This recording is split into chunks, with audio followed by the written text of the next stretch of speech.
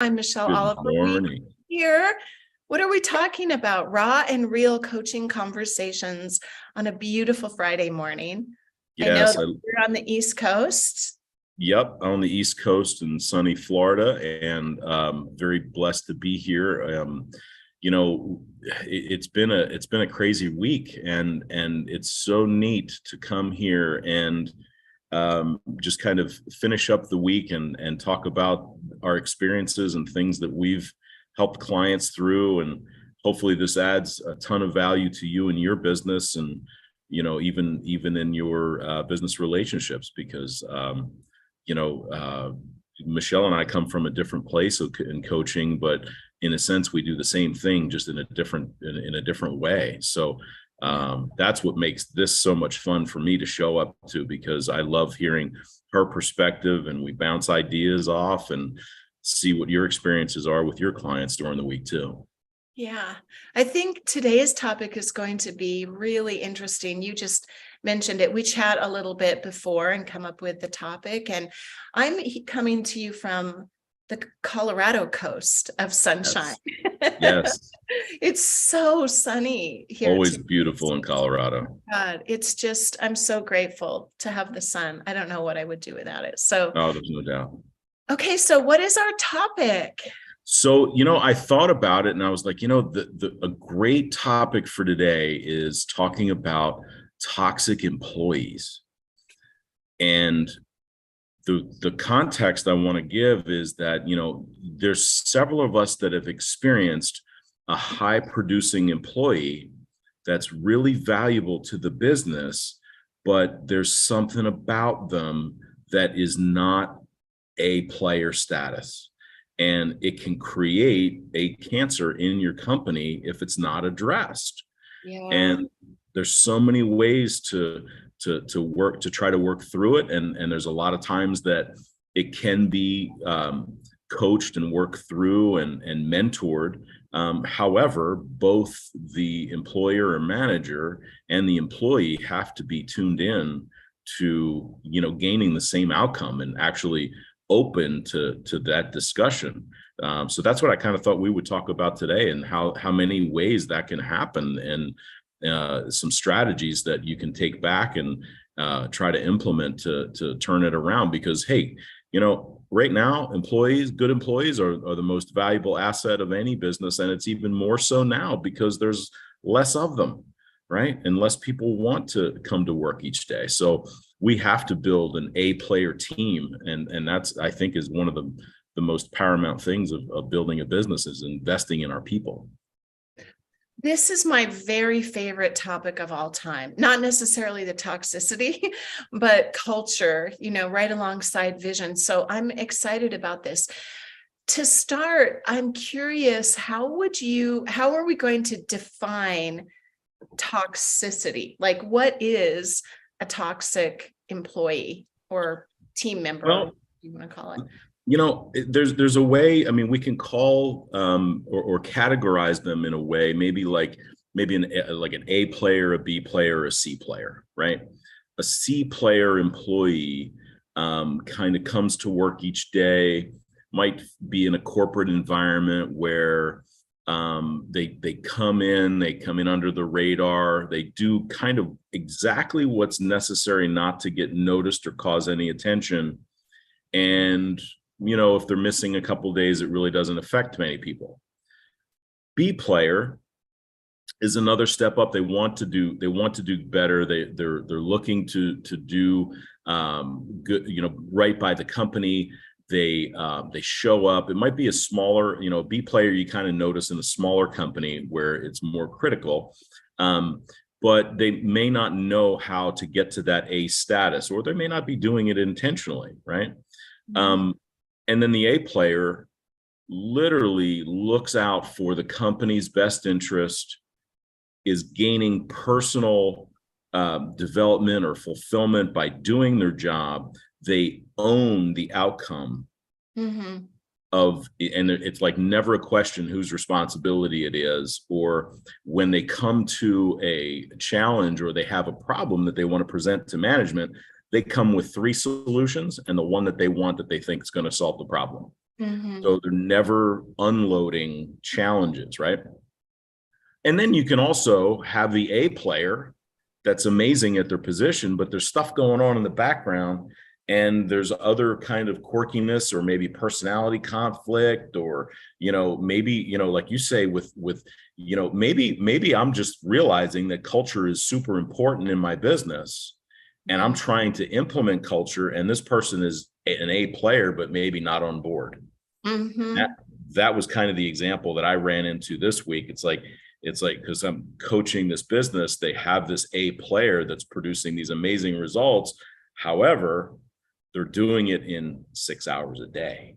They're not working the 8 or 10 hours that could actually improve the bottom line of the company, Mm. and causing other friction with personalities in there. Have you ever ran into that, Michelle? Well, this last piece that you threw in is really interesting to me. That, and yes, I have. I've been in organizations where it's uh there's one person that just, it's that rotten apple. I mean, that's kind of a mean way to say it, but it can be, honestly, it can destroy a company. It can Yeah. literally poison everything. And because there is a fragile kind of ecosystem, regardless of how committed people are to the vision and they're building on their own, um, it can be torn down because people have their lives, and there's always stuff in the background. Like there's always stress, and there's always doubt, and there's always challenges, and there's always problems. So if somebody gets in there and starts feeding the negativity, Yeah. that is like a cancer or a poison. So yes, to answer that question, we can talk about that. But when you said they're producing at a high level, but they're doing it in less time, and is that a problem? Why is that Well, a problem? it can be because um the way the situation was happening was, this company wants to expand, and they have a, let's just say, a backlog of customers that want to get scheduled for work, right? So they have an abundance of customers that want their service, and this particular person is not willing to work maybe 1 or 2 Saturdays a month, just add in an extra Saturday, and maybe an hour or two each day to accommodate the extra workload. Instead, it goes on to everyone else. Their client base is like so tight that she's happy with what they're doing right now with the volume. In other words, the personal income is where this person is happy with. Of course, right? Yeah, Yeah, and it is. and it's about that, and not about the income of the company and the productivity. And hey, we have a customer challenge right now. We love our customers. We need to get them in sooner, Mhm. right? And there's a 4-person team, and this person, the other 3 are ending up carrying the load and getting the extra workload. So that's where the challenge comes in. Mhm. Along with the other part of the toxicity is, the company culture is all about team and doing extra things that kind of, if it may not be, the whole it's not my job thing. Well, it is everybody's job. It's like, if you see something and it's not part of what your job description is, take care of it. And let's come up with a solution on how to get everyone to kind of fix that challenge. But the whole "it's not my job" mentality is toxic, because now it's like, oh, we'll let everybody else take care of that, and I'm better than thou, right? Mhm. Yeah. So retraining that, and like you were saying, there could be something personally that's going on in that employee's environment at home, Mm. or in their past, that they've never gotten a different perspective on what that's really doing. They may not see what's going on. Exactly. And I mean, 99% of the time, that's the case. And Mhm. it's the balance that, like you say, it's that balance of, okay, how do I kind of ease into a conversation with this person so that I don't, upset or, rock the boat with and think that they're being attacked, Mhm. because that's not what the goal is. The goal is to help and coach and kind of repoint and revalue, right? Yeah. Yeah. Well, yeah, I mean, this is why I really believe in a coaching culture Hmm. inside every organization. And whether it's I mean, like the owner needs a coach of their own, but also having an internal coaching culture is becoming more and more popular in a lot of organizations. I don't know what this business is that you're referring to, or what size, or I mean, all those things have to be taken into consideration, right? But in my experience, and I'm sure you've had this as well, it really is just about communication. So when there's someone that is, I don't know, it's not acting out, but when it's not working, right? Yeah. It really comes down to that person having some intimate understanding of what's going on in the overall culture. And it's just like a child. You can't say, this is the culture, these are the rules, this is how we behave, because that's external requirements and demands. Although I know a lot of organizations do that. In my Yeah. opinion, it's ridiculous because it doesn't work. No. You have to have buy-in from your people. And the only way people will buy into your ideas or your culture or your values is if their needs are being met. Mhm. So when you say our people are the most important assets, that has always been true. And thank goodness the world is waking up to understand this. But when you take the time to sit down and really understand who your people are and what they want in their personal lives, and how your business can actually help them achieve that, You it's know, the you old thing. nailed it. You nailed it right there, because I cannot tell you how many clients that I have worked with that when I've said to them, "Hey, when's the last time you actually wanted to see or ask the question, what do you want out of life? What do you want out of working with us in this company? What are Yeah. your personal goals and aspirations? And how can we align them into this amazing, you know, uh, team that is going for the same thing? Because obviously, if you help the company get to where you're going, me as the owner, leader, coach, I have so many resources that I can be valuable to you. Like I'll give you an example. Um, one of the people that I was blessed to work with had an employee that was a main manager, high level manager, Yeah. and had no idea, had this mortgage payment, first house, great job. And he's like, yeah, my goal is to pay off the mortgage. I have a 30-year mortgage. I like to pay it off. And, I got 5 years into it, pay it off in 25. Well, when the owner got involved, he goes, hey, what if you could pay it off in 10? Yeah. I'm working here, and then I can work with you and get you some resources and so forth, right? And then you become mortgage free while you work here. Blew Yeah. him. And that's how I mean, you can't expect your employees to want to give over and beyond their perception of. Most people have this perception of trading time for money. They don't have the vision. They don't No. have the dream. That's why you're the owner and they aren't. Yep. So if you expect them to give at even a small percentage of what you're willing to give for that business, you have to give first.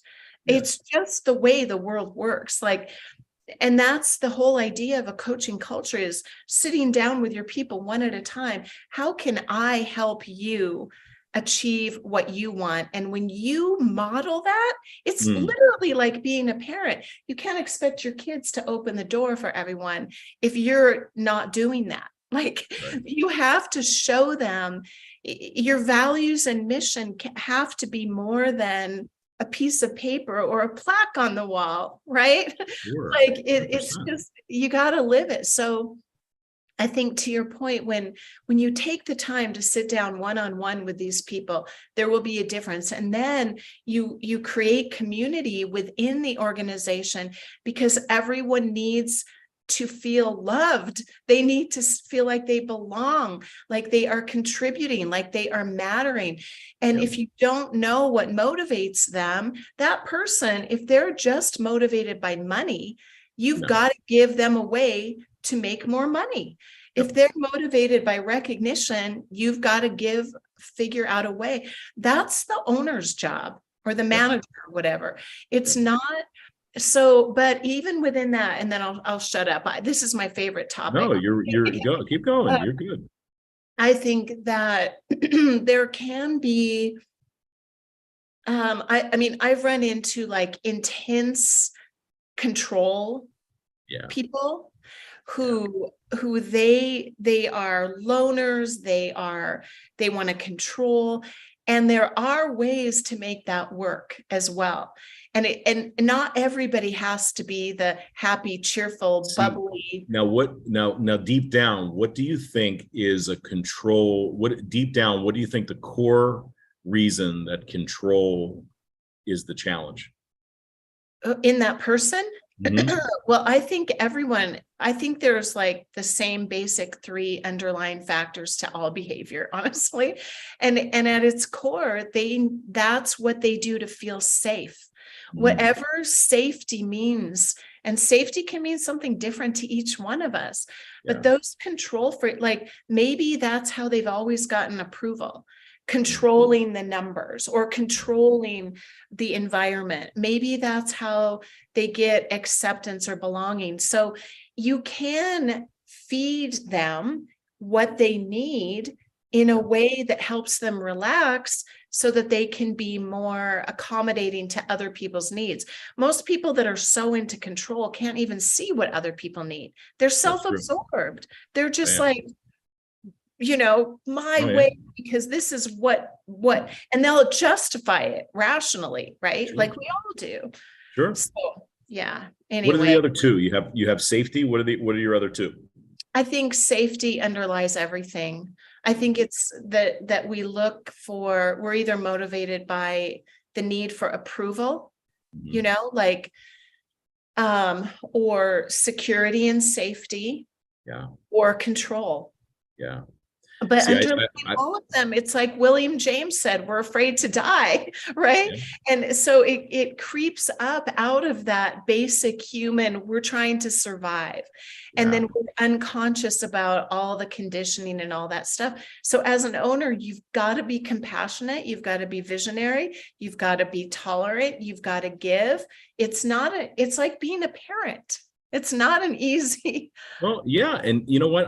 I would challenge to maybe go another level, and I'm not sure how you would rank this, but when you have a control thing to where somebody can't let go in a team environment, it could come down to trust, Totally. right? And if I don't feel like I can trust, if I ask you, hey, Michelle, can you do this project for me, and now I'm like yimming at you all the time, and this whole control, micromanaging piece comes out Yeah. in me. It's like, man, it's like, come on, you obviously are not trusting that Michelle can do the job, right? And Totally. That's an owner problem that happens a lot. oh Manager, man, sorry to interrupt you. Yeah, go yeah. ahead. Yeah, no, you're right. And here's the other piece of that too, because it's you as the leader of your company, you have to see and understand the dynamics of how people are interacting as well, right? So if you're working with me, and I really been burnt so many times by, other people letting me down in my past, whether professionally or personally, and I have this control issue. Well, I've got to have a set of tools. I would want you to give me a set of tools that I can use to start letting go and start being that, because how do you get trust? You have to give it. Right. Right. Exactly. The less, I mean, and again, I know I always relate things to like raising children, but in my experience, the less government you have, the Totally. better the results. And like, let people fail and encourage them to make mistakes. Yeah. And I think too, that's why this inside coaching culture is becoming more popular, because having that, like, as an owner, depending on where your business is, or a manager or whatever, you could be in utter chaos, depending on where you are. So having a third party come in to kind of support that and give you real feedback, not just your people, don't wait until there's a crisis. Like, No. don't do that. It's too late at that point. Yeah, no, it's true. It's really hard to turn the Titanic, right? And you wind up, sometimes it makes sense to clean house. Sometimes that is the solution, sadly. Very much is. And that's where this can lead. But coming back a moment, when we coach the owners to have these conversations with their people, and they open up and they say, hey, what do you want? What do you want out of life? What are your, what's going on at home? What's, and you have that first conversation. It's normally like an eye-opening experience. Like, oh my God, this person, they opened up, they said they want this, they want that, right? And then they stop. As the owner that had that one conversation, think they had the breakthrough, and then they stop. Whereas we need to consistently check in.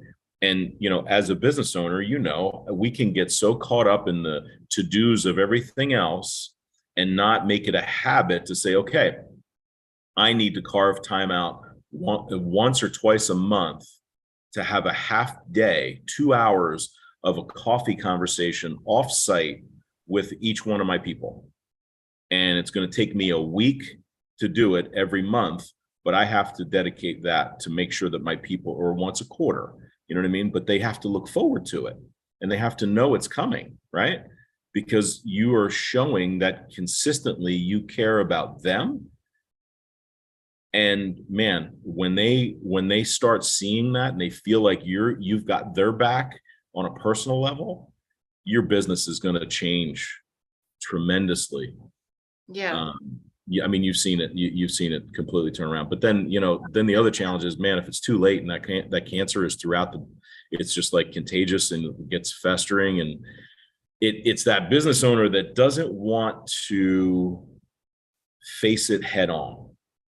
They think I can kind of strategically maneuver around it and put Band-Aids on and, kind of help everyone else's feelings. That can be a challenge sometimes. Well, and the biggest challenge is when the owner or the manager is the toxic person, because oh my gosh, they don't see they don't see it, and they need to see it. Everybody else sees it. They think everybody else is the problem, and they are the problem. And this is why you've got to have somebody to support you. This is why having a coach really helps.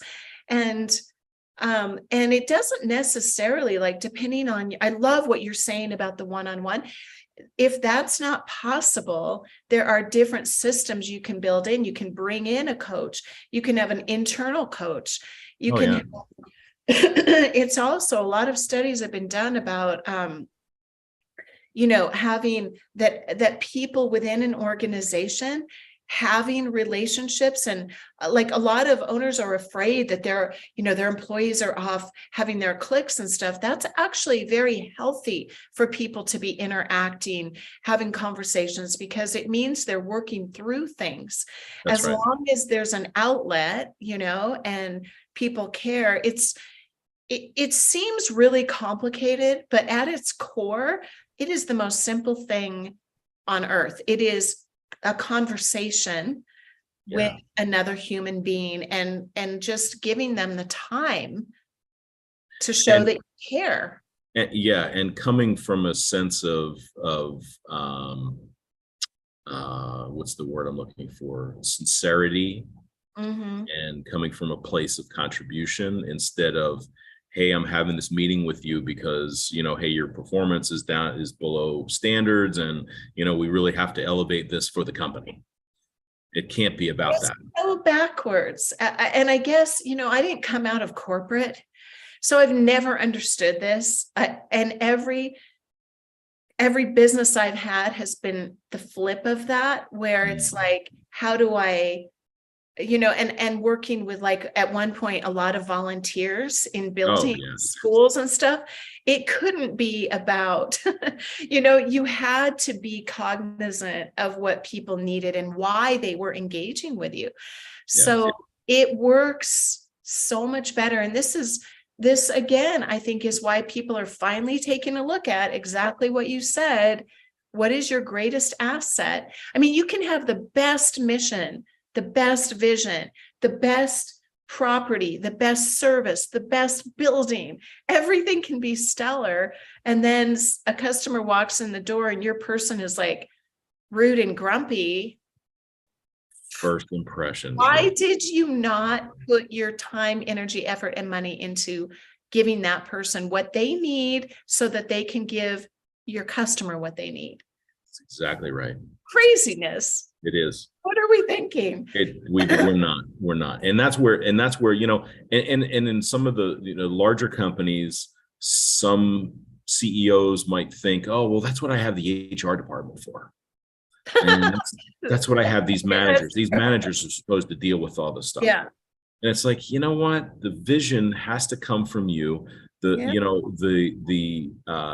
support, and if you know that I care about you personally, and that I all of a sudden show up on a forklift in the back warehouse helping load the truck that's got to go out on time because you're busting your rear end trying to get it loaded with one forklift.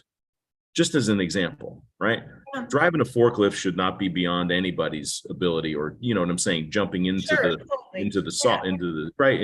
just get in there. And this person knows that you have their back on those occasions.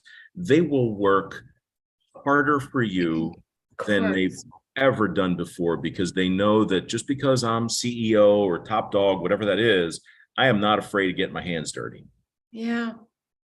It's so big. It shows that you value their position is the scaffolding that holds up the business. Like, if you want people to act like the team matters, you have to be part of the team.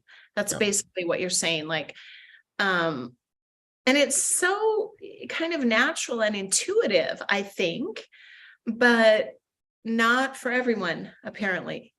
Yeah. So, well, those that have never been apart, right? You could find yourself in a work environment, and it might be, in theory, the first team that you've ever really been on, because maybe you've not been on a sports team. Maybe you've not done anything that required, more than yourself to do. And this is the first time you get to interact, and having that person, that coach, that internal component that you can kind of say, hey, and be and just be humble about it, and say, hey, I've never experienced this before. What's the right way to handle when I find myself here? Yeah. And being vulnerable. Yeah, it's interesting, isn't it? Because I personally can relate to that. Like, I understand the team, but I'm a very much I'll handle this, control, because that's who I have been. And Yeah. I'll help everybody else go in the direction I'm going. I mean, that's kind of, as the leader, what you do. Yeah. So if you have someone like that inside a team and they are not getting along or something, there are also ways to allow them their independence within the team and still support everyone else. Maybe they need more of a leadership role.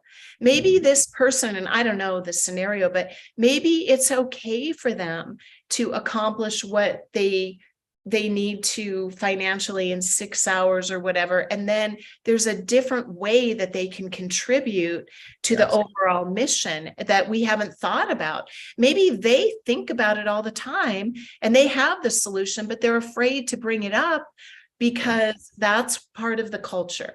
So often too, like if I'm working in an organization, those people, they have the best ideas.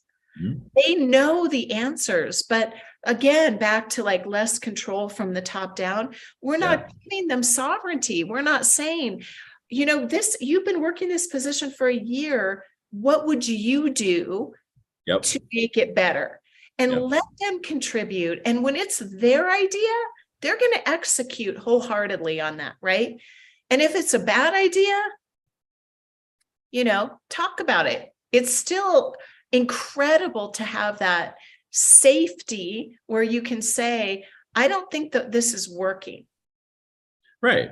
And that's where, you could be, to your point, you could be completely underutilizing the skills and talents of this person because you don't know them. Right. You really don't know them. You see them when they put their work face on and their work hat Yeah. and they come in and, all this and so forth. But you really don't know what's hidden deep down. And the antithesis of that is, hey, if you uncover something going on personally that can explain the attitude or can explain the way that they respond, or and things of that nature, now now where you can support and help them in gaining tools. And hey, if I can help guide you on how to solve this that you've always got going on right now you're an amazing hero because you're giving them perspective on how to handle their personal life, which I got to tell you, if however we respond, it's because something is personally going on in the background that we're defending against, right? Of course. And it is that defensive posture. I think that's really important. Like people show up, they're trying to cope with stuff. You have no idea what is driving them. And then it's again like a child. Behavior is always a code for something. Yes. It's always a code. It's never who that person is. And it's usually not what we think it is. Oh, you have this terrible attitude about math. Maybe you're dyslexic, or I mean, I don't know if that works in math. I don't know, but you know what I'm saying? Like, Sure.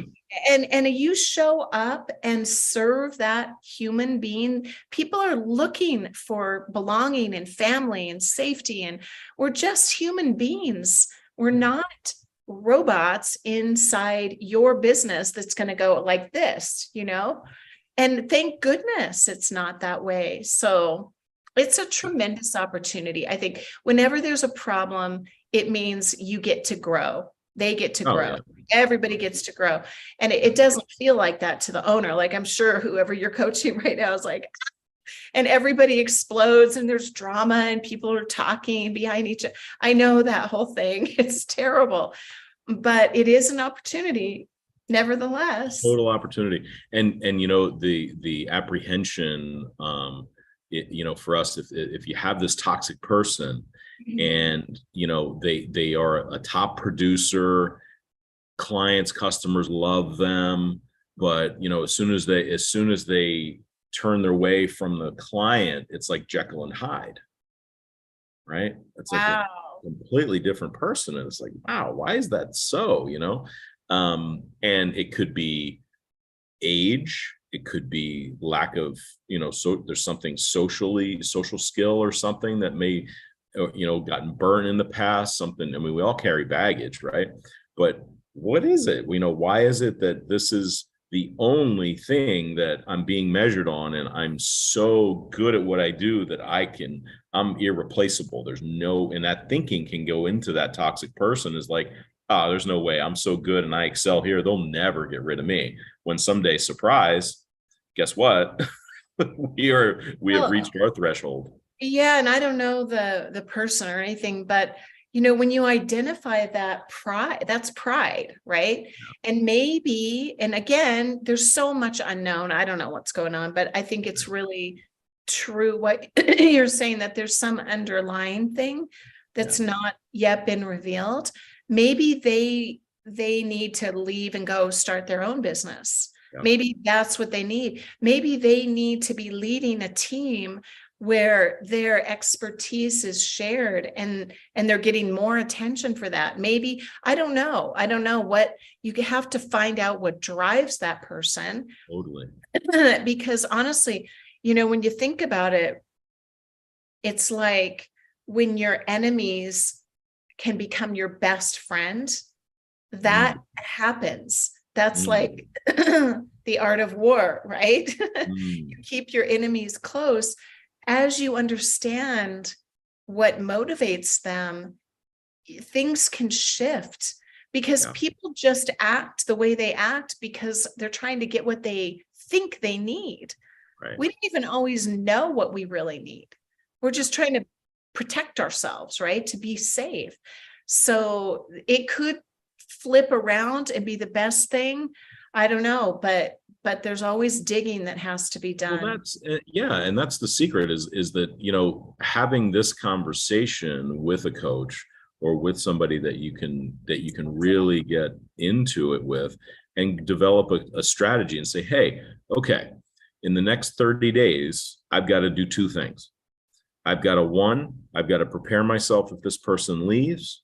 Two, I've got to prepare a plan to work with them, because I'm given a 30-day deadline that if I can't dig in and find out what's going on, and there's resistance there, and I find that it's either, if it's fixable, now I can extend the clock because now I know it's worth it, right? But I want to give it a limit of, say, okay, in the next 30 days, we're gonna dive in. We have our company culture. We know what that is. We have our team building aspect. We know what that is, because that we would assume that's already in place. And then three, we have a plan to either exit this person or include them and make a decision on that. But the vacillating, unhealthy piece is when the business owner or CEO cannot definitively make a decision because of fear. Oh my God, if this person walks out, 25% of my revenue goes with them, or 30%, whatever that number is, right? And that revenue is important. So we look at, okay, tell me about the productivity of this person. Tell me about what it's costing. Tell me about what's the cost of this person. What's the ancillary cost with the cancer? What's it doing to everyone else's productivity? And when you start measuring that, it's like, oh, wait a minute, hold on a second. Now the owner or the CEO is saying, okay, now I see what you're saying, because if this affects everybody's productivity by 10%, well, that could have a massive compounding effect on my bottom line, my outcome of my company, my core values, my impression to, like you said, the first impression to a client coming in with, grumpy face at the front desk. It's like, well, I don't want grumpy face at the front desk, right? So having a plan and something that we stick to, and that, okay, now that we fix this, how do we ensure that we identify it immediately in, let's say a new hire, like in the first 30, 60 days, right? So that it's not allowed to even gain hold again. So having all those, and especially now, I mean, it's like people are figuring out how to remain as productive and profitable with half the amount of staff. Yeah, which, I know people, I mean, again, it depends on the industry that you're in, right? Totally. But there are advantages to these problems because we can learn to be more efficient. We can learn, and it really does come down to I think building in systems to support your culture. People want and need that more than they ever So have. true.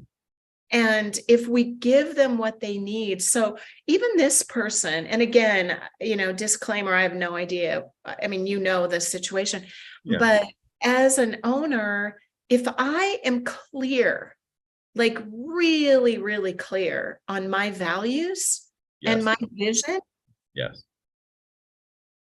there isn't gonna be fear about this. I Right. mean, you're going to step into it and say, regardless of the outcome, I want to know this person. I mean, remaining on the side of curiosity about whatever's happening in your business is a tremendous perspective, because the more curious you are, first of all, the problem with adults is anytime you sit down with one, they're going to have a guard up. Mhm. Like, they're not going to trust you. They know everything. Oh, yeah. We've seen you before, Right. you're threatening to me. Right. So you can't sit down and be like, oh, this is the problem.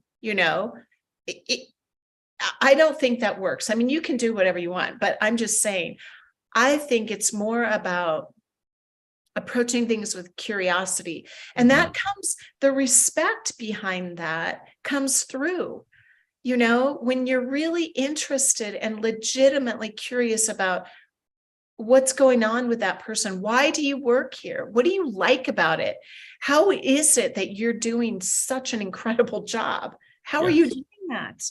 Yes. Like, focus on the good Yeah. and And then see, unravel the rest. you said it, you said a buzzword. You said there needs to be systems and processes in place, and a lot fight that. And they think, okay, systems and processes has to be complicated. It's got to be this whole big thing. And it's like, no, it doesn't. It needs to be just simple. It needs to be simple and achievable, and it needs to be something that you look forward to doing. I would want to look forward to having a coffee with my people and just saying, catching up and saying, hey, what's going on, and let's have a, maybe a little bit of structure around it. But it's more about just showing authentic care. It's like, it's just, And it might be uncomfortable the first time you go have coffee with but that's why the owner or the manager needs to have a coach, so that or a mentor, someone that they understand what they're doing, unless it's innate in them. Some people just know, but if they know, they've already done it without see, being told. and here's, and not to pump up coaching, but the power of that is that running by someone that has your best interest in mind 100% is a resource that most don't have. Yeah. That's Yeah. really the power Oh my behind it. It's gosh. like, oh my God, I got to run this by my coach, because I can have a safe conversation with them outside of the office. Not going to get around. I got to find out if it's me. What if Right. I'm the toxic person? What if I need to grow, so that I can grow my people? Maybe I'm not projecting the fact that I want to grow my people and that I truthfully care. My coach will tell me. Yeah. And you're going to see, it's kind of, again, back to the kid thing. Yeah. And this isn't like exactly true, but a lot, or anyone that you see out in the world, Yeah. often what you're seeing is you. I mean, I've been going through this recently where I'm like, oh my God, I didn't know I was like, what am I learning about myself from people that I'm interacting with? What are they showing me about me? Yeah. And that is that as a leader or a parent or a human being on the planet, it's very useful to embrace that kind of. For sure. Now more than ever. Because then you have the whole quietly quitting scenario where you've got that C player sitting there just kind of barely getting by, looking at options and just pulling from that budget of yours and not adding value to your organization. And boy, the faster that we identify that and help them onto another path, the better it is. Yeah. And if it's someone that belongs somewhere else, I learned from a great colleague that I had that when I had to start firing people, he was so good at it. And this was many years ago, but I learned what a relief it was to everyone. And I'm still now friends with those people that Yeah. I let go because they are like, thank you so much for You freed helping them. find where I really belong That's right. and for believing in me and seeing me and helping me voice what I really wanted to be doing. We are running out of time. We It, are. it happens so quickly, but Pete, this has been very, I hope, helpful for others. It's Yeah. a conversation that needs to happen. It needs to happen. And it's something that, we would love to invite somebody on. If they've got a challenge around this, send me an email at peteambrosino.com or michelleoliver.com. And we would love to have you on and get you in the hot seat and get some solutions for you. Yeah. Thank you so much. It's Thank great you. to connect, and I'll see you next week. We'll be back every Friday at what time is that? 11 11 Florida, Eastern and what, 9, 9 Mountain, 9 9. Colorado Coast time. Okay. Nice. Ciao. Thank you. Have a great day.